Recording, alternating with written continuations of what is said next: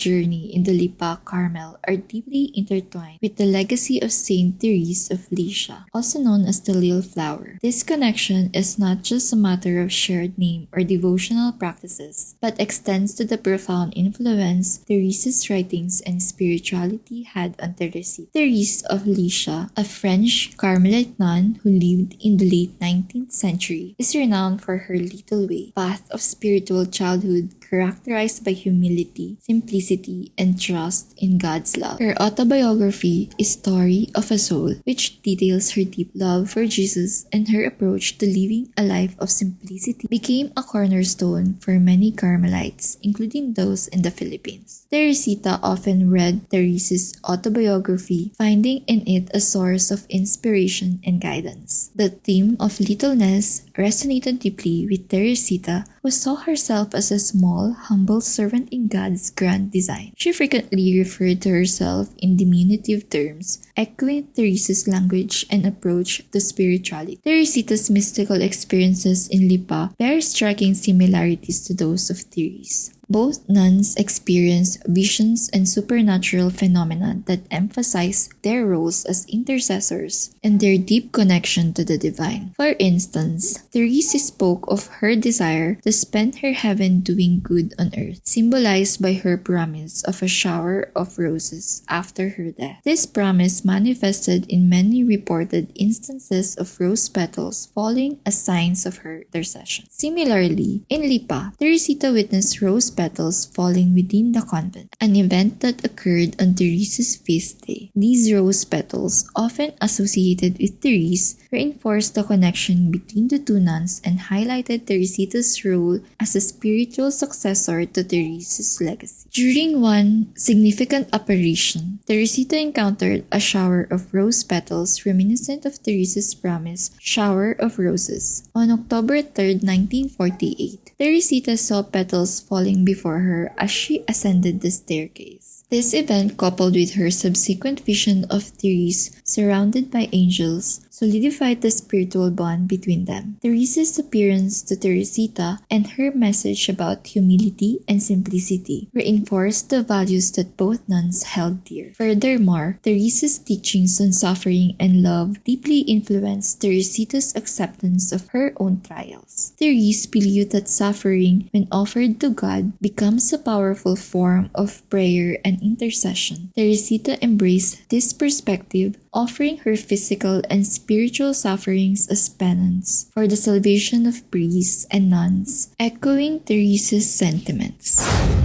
That brings us to the end of the first part of our journey into the miraculous events at Lipa.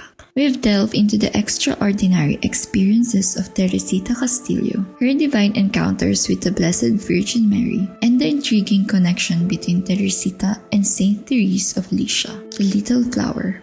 The apparitions filled with messages of hope and grace mark a profound chapter in the spiritual life of this quiet Carmelite monastery. But this story is far from over. In the next episode, we'll explore another fascinating aspect of these events, the miraculous shower of rose petals.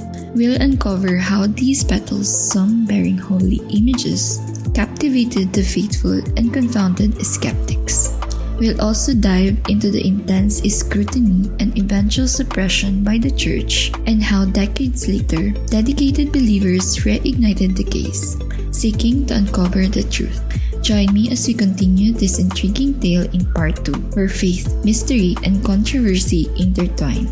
We'll examine the miraculous petals, the Church's response, and the determined efforts to reopen the case. Thank you for listening to the LilWeird Podcast. If you enjoyed this episode, please subscribe, rate, and leave a review on your favorite listening platform. Thanks for listening.